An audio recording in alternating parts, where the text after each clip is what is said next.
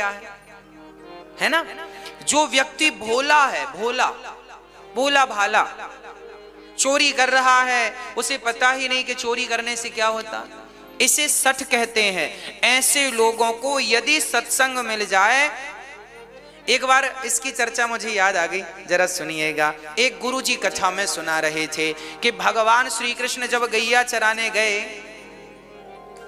तो मां यशोदा ने कान में, एक चोर एक दिन कथा सुनने आया, आज उसे कुछ मिला नहीं तो उसको लगा चलो आज कथा ही सुन लें। गांव में गुरुजी आए थे और कथा सुना रहे थे, तो गुरुजी ने कथा सुनाई। तो कथा में भगवान की गैया चराने की लीला का गुरुजी वर्णन कर रहे थे। गुरुजी ने कहा, आज माने भगवान श्याम सुंदर के गले में हीरे मोती के माला पहनाए 10, कान में बढ़िया मोती हीरे के कुंडल पहनाए, और यहाँ सोने का बाजूबंद, गले में सोने के हाथ में बड़े बड़े कड़े, और बढ़िया बढ़िया 1-1 करोड़ की, 1-1 करोड़ रुपए की कीमत का हीरा यहाँ पहनाया उंगलियों में। और आज भगवान गैया चराने गए ऐसा श्रृंगार करके। चोर बोला, राम राम राम राम राम, ये कौन बालक है, इतना महंगा। उस चोर को लगा इसे लूट लेने से फिर किसी को लूटने की जरूरत, एक बार में माला माल हो जाऊंगा। जब कथा पूरी हुई तो गुरुजी से पूछा, गुरुजी आज आपने जिस बालक के बारे में बताया उसका पता कहाँ है, हमें पता दो। अच्छा, गुरुजी को नहीं पता था कि ये चोर है। उसने कहा, गुरुजी पता लिखवाओ। तो गुरुजी ने बोल दिया कि भाई ये तो वृंदावन की लीला है, वृंदावन जाना, वहां के जंगलों में वहां ठाकुर जी गैया चराते थे। उसने लिख लिया। अब उसने पकड़ी ट्रेन, आया वृंदावन, पूछा कि भैया ये यशोदा का बेटा गैया चराने किस तरफ जाता है। ये बिल्कुल सत्य घटना है, ये घटना घटी है, इसलिए मुझे याद आज स्मरण आ गई। तो वो चोर वृंदावन आया और वो गैया किस तरफ चराने जाते हैं, तो लोगों को क्या लगा कि ये पूछ रहा है कि भगवान ने गैया कहाँ चराई। तो लोगों ने बता दिया, भाई ये जंगल है, यहां भगवान गैया चराने जाते थे। तो उसने किसी से पूछा, क्यों आज भी आएंगे क्या गैया चराने? तो वो भी भगत आदमी था, बोला हाँ भगवान की तो लीला नित्य है, वो तो रोज आते हैं गैया चरा, जैसे रास रचाने निधि वन में आते हैं ऐसे गैया चराने। चोर बोला, क्या आप बता सकते हैं कहाँ? बोले हाँ यमुना के तट पे ही रहेंगे। अब चोर गया, चुपचाप यमुना के तट पर बैठा रहा। और गुरुजी ने कहा था कि उसका रंग सांवला है, घुंघराले से बाल होंगे, आंखें बड़ी कजरीली सी हैं, गला सुंदर है, गाल बड़े सुंदर हैं और बड़ा अद्भुत दर्शन है। अब वो पेड़ पर बैठ गया, देखा गैया चराने वाला तो आया नहीं, कब आएगा कब आएगा कब आएगा। वो वही ध्यान में डूब गया, वही ध्यान में कि उनकी आंखें बड़ी सुंदर है, गाल बड़े सुंदर है, घुंघराले से बाल हैं, बस यही वो दिन भर चिंतन चलता रहा। अब जो बालक वो देखा उसमें उसे कृष्ण का दर्शन होने लग गया। कभी वो इस जंगल में जाए, आज इसमें नहीं आए तो इसमें आएंगे। पूरे जंगल 4 दिन हो गए, ना उसने भोजन किया ना पानी की फिक्र, यमुना का थोड़ा पानी पी ले और बस प्यासा भूखा जंगल जंगल घूमे, इस इंतजार से कि कृष्ण आएंगे और हम उन्हें लूटेंगे।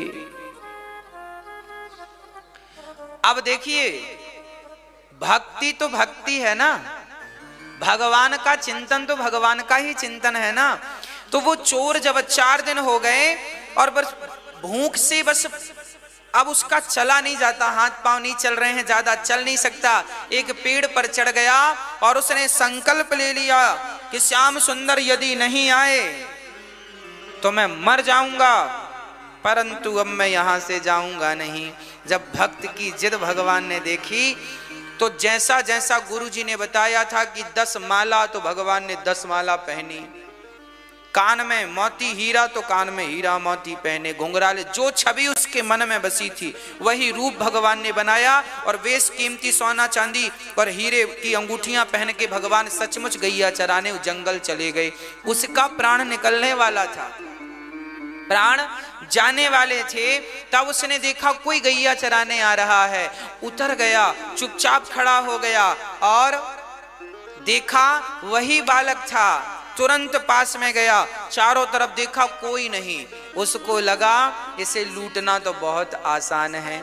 उसने तुरंत लाठी टेक के बोला, चोर ने, सुनो 4 दिन तुम कहां गए गैया चराने? भगवान बोले, भैया हम तो यहीं गए थे गैया चराने, इस तरफ। अच्छा तुम इस तरफ गए थे, पर हम तो इस तरफ चले गए थे। हाँ फिर कल कहां गए थे? बोले कल हम इस तरफ। चोर ने कहा फिर हम इस तरफ चले गए थे।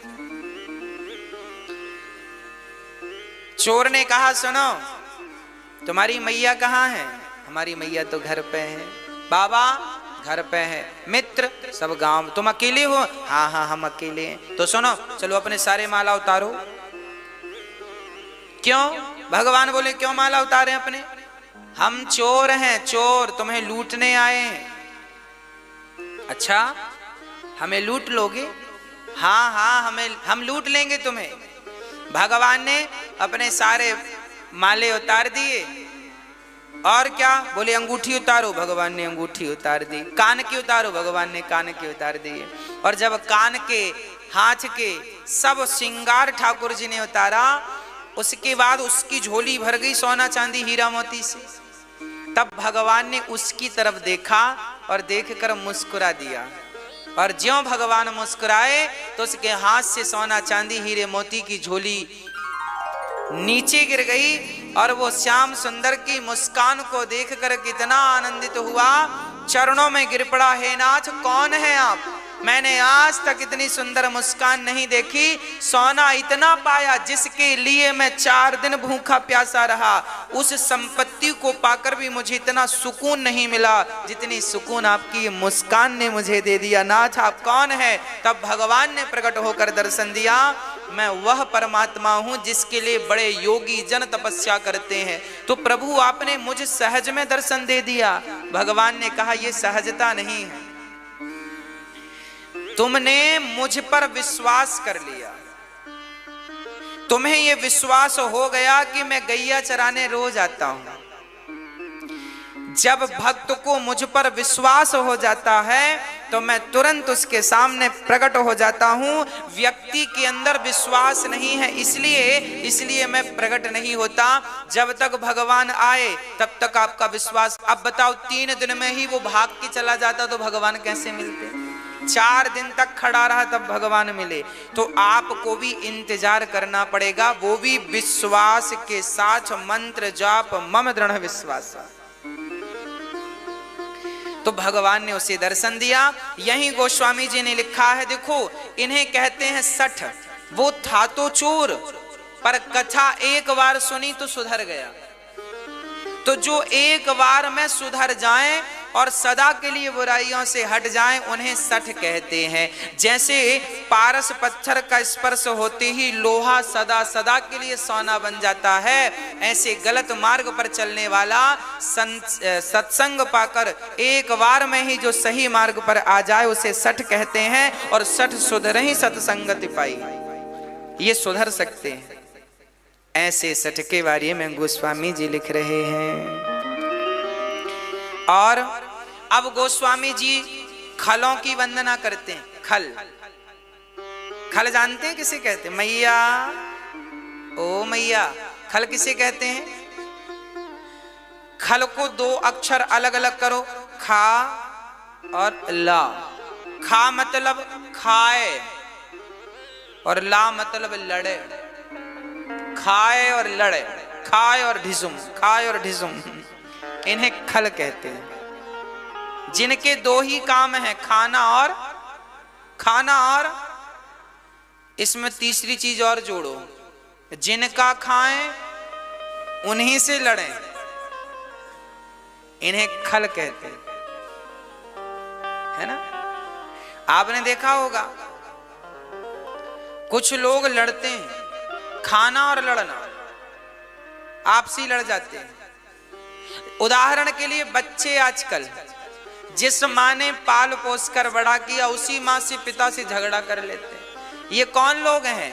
जिसका खाया उसी से, ये खल है। गोस्वामी जी इनकी भी वंदना करते, भगवान इनको पहले पूज लो। इनको पहले प्रणाम कर लेने से ना दिक्कत नहीं, इनको छोड़ दिया तो फिर ये कुछ ना कुछ तिगड़म लगाना शुरू करेंगे, इसलिए इनको प्रणाम दूर से कर लो। भैया खल जी, राधे राधे, राम राम जी, उसको अच्छा लगेगा। आपके गांव में जो दुष्ट लोग हैं पहले उनका सम्मान किया करो, बाद में सज्जनों का सम्मान किया करो, क्योंकि सज्जन तो इंतजार कर भी ले, ये दुष्ट तो खड़े होके बकबक करने लग जाएंगे। खल ही नाम ही उनका, खल है ना, इसलिए खल।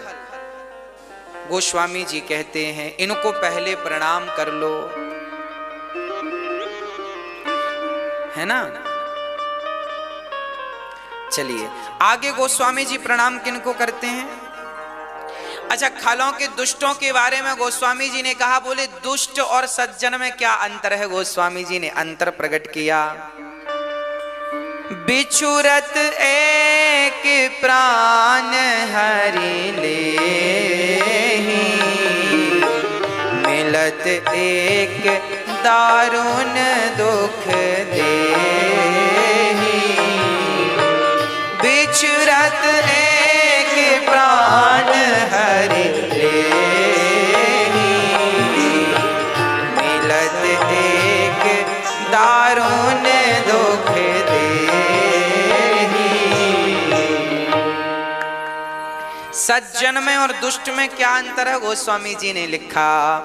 बिछुरत एक प्राण हरि लेहि, जब सज्जन आपसे बिछड़ता है, सज्जन पुरुष जब आपसे बिछड़ते हैं तो मानो आपके प्राण निकल जाते हैं, और दुष्ट जब मिलता है तो प्राण निकल जाते हैं। एक के बिछड़ने से दुख है और एक के मिलने, ये दोनों, इसलिए गोस्वामी जी ने इनको प्रणाम किया। और दोनों में देखो कितनी चतुराई से गोस्वामी जी ने बात रख दी कि एक के बिछड़ने से आदमी, आप जब बेटी घर से निकलती है तो प्राण निकल जाते हैं ना, माँ बाप रोते हैं, बेटी विदा हो रही है बेटी। सज्जन व्यक्ति घर से, अरे कोई भला आदमी मर जाए ना तो सारा गांव रोता है, जो उसके रिश्तेदार नहीं है वो भी रोते हैं, भाई भला आदमी था चला गया। अब सज्जन के मरने पर भी, बिछड़ने पर भी लोग रोते हैं, कोई दुष्ट आदमी मिल जाए तो अपने आप आंसू निकलने लगे, भगवान ये क्यों मिल गया।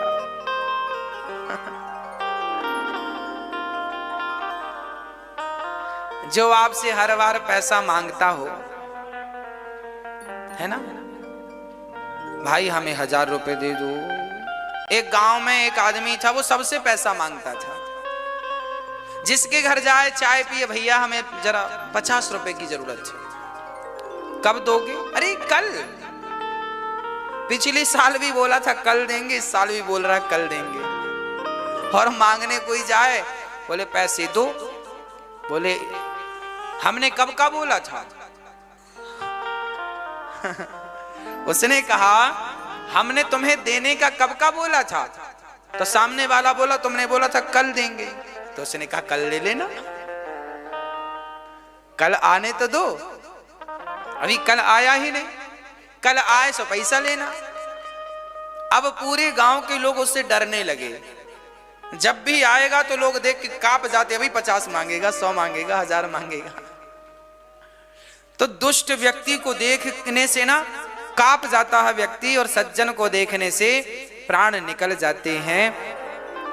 गोस्वामी तुलसीदास जी ने यहाँ एक बढ़िया बात लिखी है। जड़ चेतन गुण दोषमय विश्व कीन्ह करतार, बालकांड का दोहा नंबर 6, है ना। यहां गोस्वामी जी लिख रहे हैं, जड़ चेतन गुण दोषमय विश्व कीन्ह करतार, संत हंस गुण गहहि पय परिहरि बारी विकार। कहने का तात्पर्य यह है कि संसार की हर वस्तु जड़ चेतन, चाहे वस्तु जड़ हो या चेतना से भरी हो, सब दोष से भरी पड़ी है। हम जो भी कमाते हैं ना मेरी माँ, उसमें हमारी कमाई में भी कुछ ना कुछ दोष होते हैं, है ना। हम जो कपड़े खरीद कर लाते हैं ना, इनमें भी कुछ दोष होते हैं। हम सोना चांदी खरीदते हैं ना, घर मकान बनवाते हैं ना, सब में कुछ ना कुछ दोष होते हैं। फिर ये दोष कैसे मिटेंगे? बोले आप जीवन में जो भी धारण किया करो, जो भी लिया करो, पहले भगवान को समर्पित कर दिया करो। जब भगवान के चरणों में समर्पण कर देंगे ना उस वस्तु का, तो उसके दोष अपने आप मिट जाएंगे। इसलिए कोई भी वस्तु, जैसे भोजन करो तो पहले भगवान को भोग लगाना चाहिए। जो व्यक्ति, अभी आगे मैं बताऊंगा, रामचरितमानस में ही लिखा है, जो व्यक्ति भगवान को भोग लगाए बिना भोजन करता है वो भोजन नहीं, वो मांस भक्षण करता है। मांस खा लो या बिना भोग लगाए अन्न खा लो, एक ही बात है। इसलिए जब भी भोजन करो, दाल चावल सब्जी रोटी हलवा पूड़ी पुलाव इमरती रसमलाई रसगुल्ला बड़े इत्यादि जो भी बनाओ, सब पहले भगवान को, अरे दिन में 2 बार बनाओ 3 बार बनाओ, जितनी बार बनाओ। पकौड़ी खाने का मन है, पकौड़ी बनाई, सबसे पहले प्लेट में रखो, तुलसी दल डालो, पहले भगवान को आदत बनाओ। आदत बनाएगा कौन? आप रेल में बैठे हैं, आप रेल में यात्रा कर रहे हैं और तभी आपने देखा कि बढ़िया अंकुरित चने बिकने आ गए। आपका मन हुआ चने खाना चाहिए, आपने भाई साहब जरा देना 10 रुपए के चने, आपने चने लिए। अब क्या करें? उस चने को सबसे पहले भाव से आप ले लो अपने हाथ में और एक भाव बनाओ, हे नाथ आप स्वीकार कर लीजिए, हे नाथ, हे श्याम सुंदर, हे राजा राम आप स्वीकार कर लीजिए। ऐसा बोल दो, हे नाथ आप स्वीकार करो, बस भोग लग गया, खत्म बात। बस भोग वो अपने हाथ में तुलसी की माला सदा रखना चाहिए। इससे क्या होता है? जो भी वस्तु आप खाएंगे, खाने के पहले इस तुलसी की माला को उसमें चढ़ा दें, स्पर्श करा दें। जैसे ये दोना है, चने भरे हैं, इसको टच करा दीजिए तो तुलसी चढ़ गई, ये तुलसी की है तो ये चढ़ गई। फिर भगवान को भोग, हे नाथ स्वीकार कीजिए, बस इतना कहना है। ये भगवान ने खा लिया, उसके जो दोष थे वो खत्म। अब आप खाओ से, जितनी बार पानी पियो तो पानी पियो तो पहले ये तुलसी का स्पर्श करा लो गिलास में।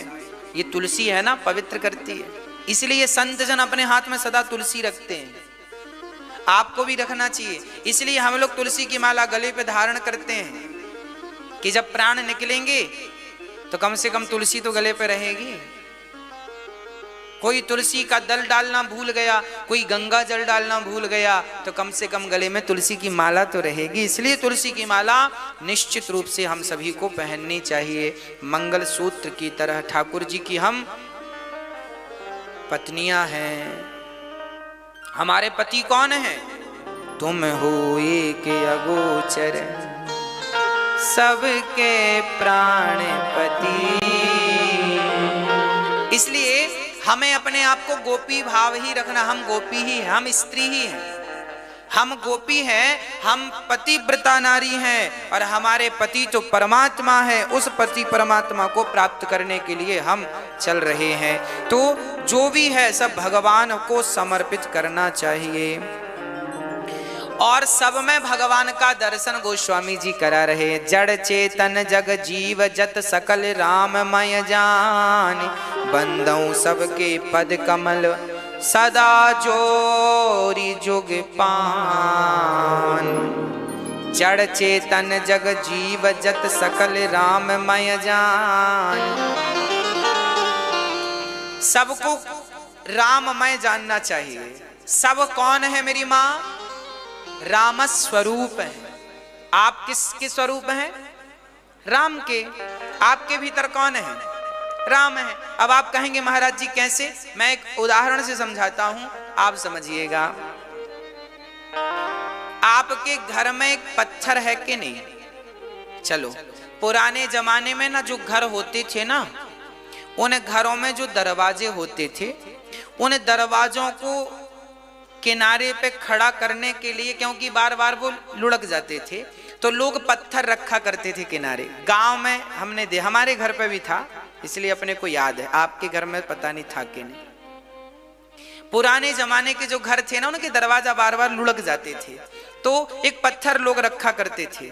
वो आज की तरह वो सिस्टम नहीं आता था ना कि आने लगा तो पत्थर रख। चलिए मैं तो आपको कुछ और समझाऊं। आपके घर में जो पत्थर है, अच्छा उस पत्थर को पांव से ही हटाते थे, पांव से हटाते थे, दरवाजा लगाते थे, फिर दरवाजा खोल के पांव से वहां अड़ा देते थे, लगा देते थे। आप समझ रहे हैं मेरी बातों को? चलो बातों को ना समझो, भावनाओं को तो समझो, है ना? तो अच्छा, वो पत्थर में हमेशा कोई हाथ नहीं लगाता था, सदा उसको पांव से लतियाते थे, पांव से आगे कर दिया, फिर पांव से ठीक कर दिया। अच्छा, जो पत्थर आपके घर में पांव खाता, अर्थात सबके लात खाता है, जो आए सो लात मारे, जो आए सो लात मारे। सुनिएगा, जिस पत्थर पर आपने 1 लाख बार लात मारी हो, उस पत्थर को मैं किसी मूर्तिकार को दे दूं और मूर्तिकार को देकर कहूं भैया इसमें बढ़िया राम जी का स्वरूप बना दो, राम जी की मूर्ति बना दो, तो मूर्तिकार जो पत्थर की मूर्तियां बनाते हैं वो छोटी सी ही सही उस पत्थर की मूर्ति बना सकता है कि नहीं? बना सकता ना? बढ़िया राम जी की आंखें बना देगा, गाल बना देगा, धनुष बाण बना देगा। अब ये बताओ कि अभी ये पत्थर पर आप लात मारते थे, 1 लाख बार लात मारा होगा सब लोगों ने, परंतु अब उस पत्थर में जब राम जी दिखने लग गए तो अब कोई लात मारेगा नहीं, मंदिर में रख के पूजा करेंगे। क्यों? अच्छा मुझे एक बात और बताओ कि उसमें राम जी क्या पहले नहीं थे जब आप लात मार रहे थे? थे ना? अरे मूर्तिकार ने कोई राम जी पत्थर में बाहर से लाके थोड़ी डाल दिए, वो तो पत्थर का बाहरी आवरण हटाया। जब बाहरी आवरण उसने हटाया तो बढ़िया सी मूर्ति प्रकट हो गई। जैसे हर कंकड़ में, हर पत्थर में, हर व्यक्ति में, हर वस्तु में वह परमात्मा छिपा है।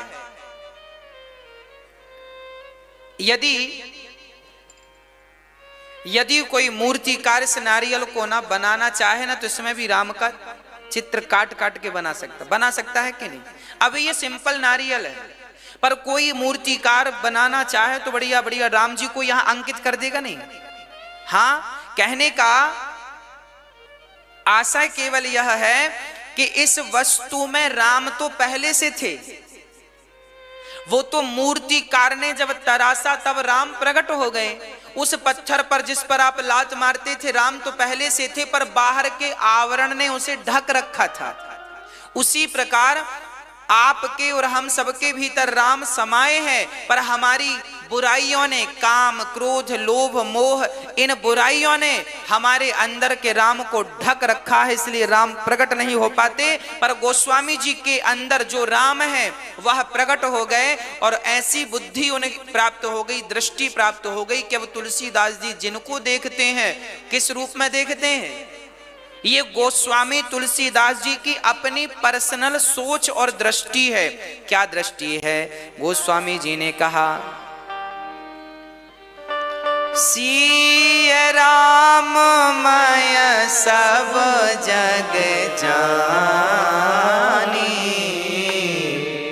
करहूं प्रणाम जोड़ी जोग पानी, आकर 4 लाख 84 जाति जीव जल थल नभ वासी।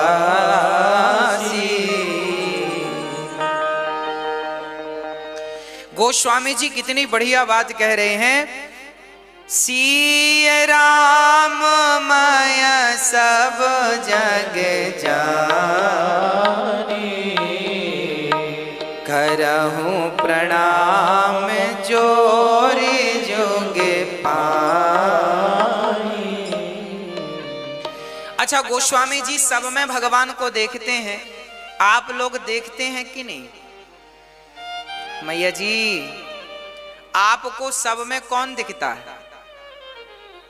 सही दिखने लगे हैं? हाँ, सही बताओ, मजाक तो नहीं कर रहे हैं? अच्छा, हम तो चाहते हैं कि दिखने लग जाए। आप जिस जिसको देखा करो, किस रूप में देखा करो, यह भगवान है। अभी आप देखते हैं यह स्त्री है, यह पुरुष है, यह वृक्ष है, यह हाथी है, यह बंदर है, यह गधा है। बाद में आपकी दृष्टि होनी चाहिए कि यह स्त्री, यह भगवान है, यह राम, यह राम, ये राम, ये राम, जहां देखूं वहां राम नाम के मौत कहें। ऐसे सीताराम को प्रणाम किया। बंदऊ नाम राम रघुबर को गोस्वामी जी ने राम से अधिक राम के नाम की वंदना की। एक छत्र एक मुकुट मणि सब वर्णनि पर जो, तुलसी रघुवर नाम के वरन विराजत दो। राम नाम में दो अक्षर हैं, रा और रा मतलब राम, मां मतलब माता जानकी। बोलो रा मतलब राम, मां मतलब माता। हाँ, तो राम के एक नाम में रा और मां में ही सीताराम छिपे हैं। रा और मां। रा कहते ही सारे पाप अंदर से बाहर निकलते हैं। बोलो रा। देखो रा बोलने से निकली ना, रा, अंदर से हवा निकलती बाहर, रा। और मां, मां, राम। बोलो राम। मां बोलती मुंह बंद हो जाता, रा बोलती मुंह खुला, मां बोलती मुंह बंद, राम। बोलो राम। क्या अर्थ है? बोले आपने अपने घर से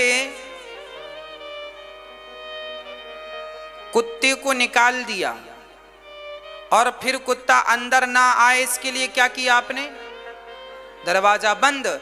हमारे भीतर भी जो पाप बैठे हैं वो सारे पाप रा कहते ही निकल जाते हैं, मां कहती अपने आप दरवाजा बंद हो जाता ताकि बाहर के पाप अंदर ना। राम, रा से पाप बाहर, मां से दरवाजा। राम। एक छत्र एक मुकुट मणि। एक छत्र है रा और उस छत्र की मुकुट मणि, मुकुट की मणि मां है। अद्भुत। गोस्वामी जी ने कहा राम नाम मणि दीप धरूं, जी है देहरी द्वार, तुलसी भीतर बाहिरो जो चाहत उजियार। राम नाम का दीपक हमें रखना चाहिए। कहां रखें? जिह्वा पर रखो। राम नाम मणि दीप धरूं। अच्छा, आपको प्रकाश करना हो घर के भीतर और घर के बाहर तो क्या करना पड़ेगा? दीपक कहां रखें हम? भाई दीपक द्वार पर होगा तो अंदर भी प्रकाश और बाहर भी प्रकाश। उसी तरह जब भगवान का नाम आप अपनी जिह्वा पर रखते हैं तो आपका इस संसार में भी प्रकाश होता है, यश होता है, और यहां से जाने के बाद परलोक में भी आपका यश होता है, अर्थात परम गति प्राप्त हो जाती है। राम नाम जिह्वा पे रखा करो। राम नाम का दिया कहां रखना है?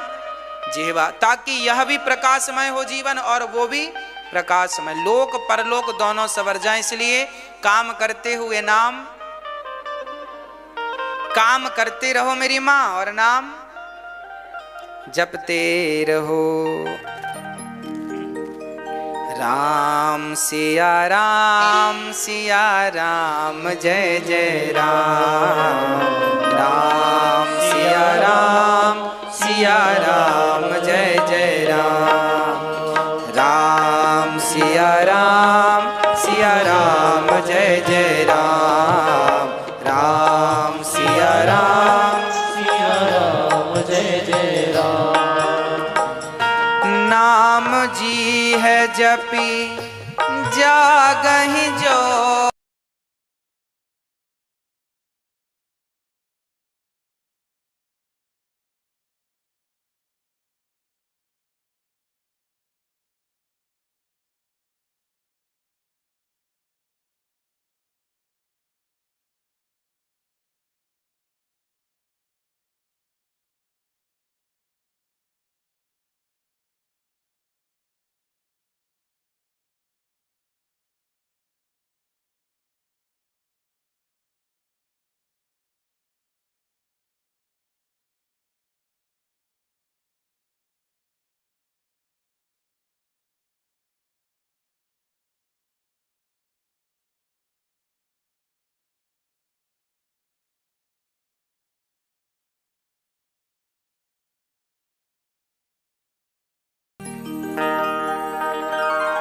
गोस्वामी जी कहते हैं, अच्छा किसी ने पूछा गोस्वामी तुलसीदास जी से, बताओ सगुण बड़ा है कि निर्गुण बड़ा है? सगुण मतलब जिसका आकार है उसे साकार कहते हैं सगुण, और जिसका आकार नहीं है निराकार कहते हैं निर्गुण, है ना। तो अब हमारे भारत में ना कुछ लोग सगुण साकार के उपासक हैं, कुछ निराकार की पूजा, कुछ लोग कहते हैं हम निराकार को मानते, कुछ कहते हैं हम साकार को मानते। आप लोग कौन वाले हो? गोस्वामी तुलसीदास जी से पूछा गया, आप कौन से हो? आप साकार को मानते हो कि नाम निराकार को? अगुण सगुण दुई ब्रह्म स्वरूपा,